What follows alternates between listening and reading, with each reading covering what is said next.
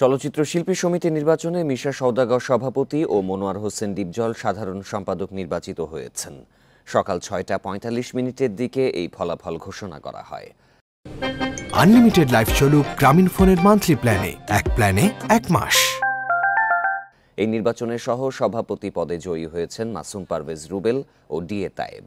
কার্যনির্বাহী সদস্য পদে এবার মিশা ডিপজল পরিষদ থেকে ৯ জন আর কলি নিপুণ পরিষদ থেকে ২ জন নির্বাচিত হয়েছেন। এর আগে শুক্রবার উৎসবমুখর পরিবেশে শেষ হয় বাংলাদেশ চলচ্চিত্র শিল্পী সমিতি নির্বাচন।